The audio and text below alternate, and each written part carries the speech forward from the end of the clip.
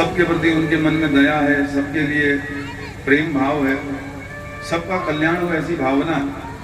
तनख्वाह तो लेते हैं कंस से, मथुरा में ड्यूटी करते हैं।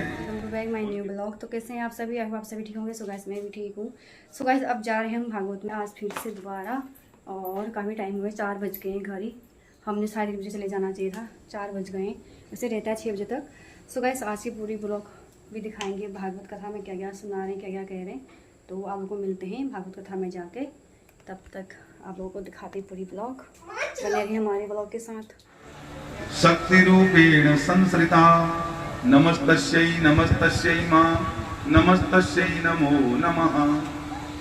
या देवी बुलाने के भाव से, और ये देखो काफी भीड़ है, अक्रूर जी भर गए और कथा सुनिए आप लोग। और चलते हैं फेसबुक पे। बड़ा उन्हें पश्चाताप हुआ। सबके प्रति उनके मन में दया है, सबके लिए प्रेम भाव है, सबका कल्याण हो ऐसी भावना। तनख्वाह तो लेते हैं कंस से,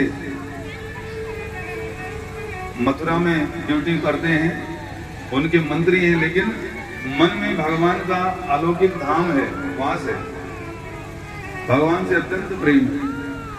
जय जय श्री राम।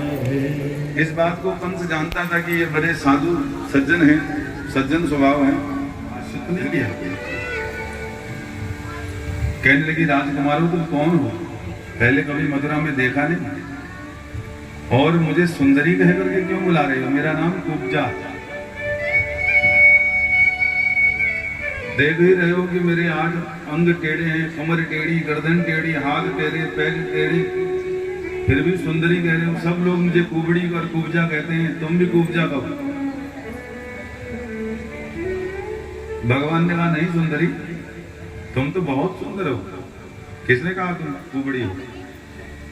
तुम्हारा मन जो इतना सुंदर है, मन की सुंदरता से व्यक्ति सुंदर होता है, तन की सुंदरता से नहीं। तो थोड़ा प्रसन्नता हुई सुनकर के कुब्जा को, मुस्कान भरे मुख से कहने लगी, क्या चाहते हो? भगवान ने कहा, ये उपटन हमें लगाओगी? कहने लगी, मैं राजा कंस की सेविका हूँ, और ये उपटन अपने हाथों से पीस करके उसके लिए रोज ले जाती हूँ। उसे मेरे हाथ का बना हुआ उपटन बड़ा पसंद है, लेकिन तुम्हें देख करके ये उपटन मेरा तुम्हें समर्पित है। तुम जैसे राजकुमार जो देवयोगवश मार्ग में मिल जाएं, भला उनको उपटन देना छोड़ करके कौन आगे बढ़ेगा? तुम्हें दूंगी जरूर, आ जाओ, नीचे आ जाओ।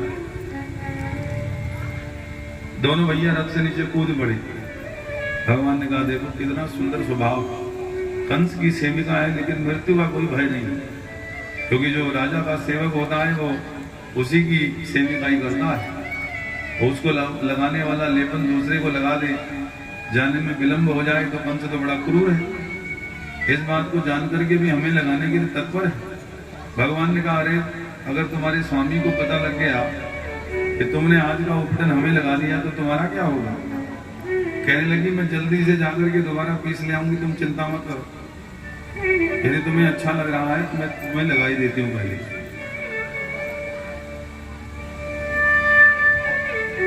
तो गौरवर्ण बलराम भगवान ने कहा, अच्छा ठीक, अपना हाथ दिखा दे। सकुचा करके हाथ बढ़ाया, धीरे धीरे आगे। दाहिने हाथ से भगवान ने उसका हाथ पकड़ा और दाहिने पैर से उसका पैर दबाया, बायां हाथ उसकी ठोड़ी पर लगाया और थोड़ा सा ऊपर को उचका दिया, सारे अंग सुदृढ़ बना दिए। जय जय श्री राम। देखते ही देखते उसका तन मन की भांति अत्यंत सुंदर हो गया, उसका कुब्जापन मिट गया। जो कुबड़ी थी वो परम सुंदरी हो गई। अपने रूप रंग को देख करके कुब्जा के प्रसन्नता का ठिकाना नहीं रहा, और बहुत कुछ कहना चाहती है भगवान को। जान गई कि ये कोई प्रभावशाली कोई देव है, मेरा भाग्योदय करने के लिए इस समय मार्ग में मिल गए हैं, अर्चना वंदना करना चाहती है। भगवान समझ गए। भगवान ने कहा कोई बात नहीं देवी, जैसा तुम्हारा मन था वैसा ही हमने तुम्हारा तन बना दिया, इसमें हमने कौन सी बड़ी बात। कृतकृत हो गई, धन्य धन्य हो गई।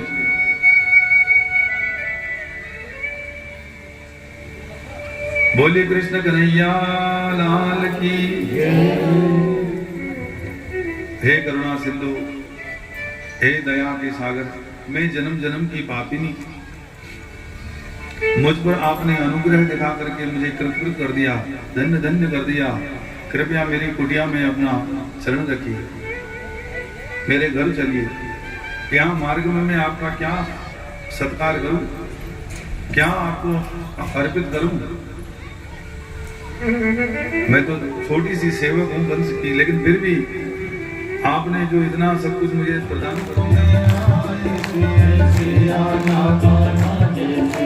राम रूप में मधुकर की अहिल्या को तारा, सबरी की पैर बिठाए थे। मधुकर की अहिल्या को तारा, सबरी की पैर बिठाए थे। जब आप दया दिखलाएंगे, जब आप दया दिखलाएंगे, धरती अम्बर झुक जाएंगे।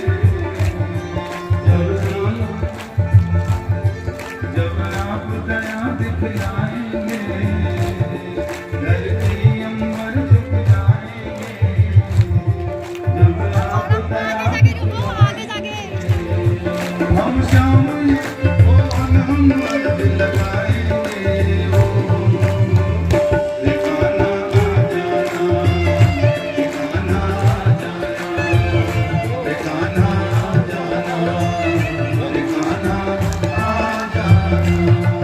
एक सुंदर समुद्र बनाएंगे, एक सुंदर समुद्र बनाएंगे।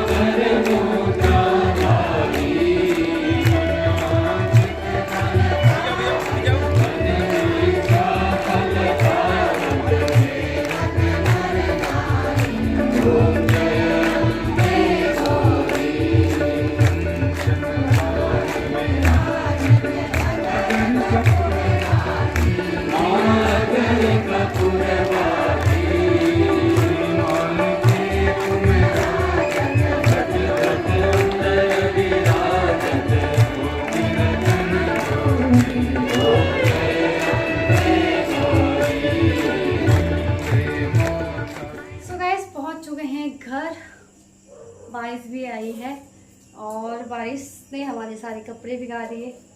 छत पे क्रिस आधा उठा के लाया था सुबह और दिन में। आज मैंने अच्छे खासे कपड़े धोए थे, वो भी भीग गए।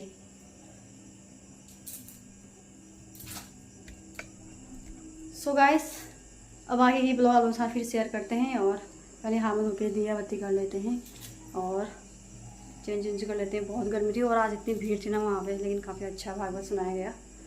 आप लोग भी पूरा सुने, आप लोगों के साथ ब्लॉग शेयर किया है मैंने। और अब बनाते हैं खाना पीना।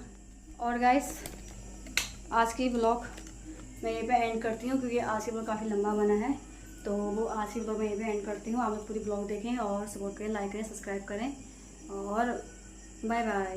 मिलते हैं न्यू ब्लॉग के साथ सुबह मॉर्निंग में।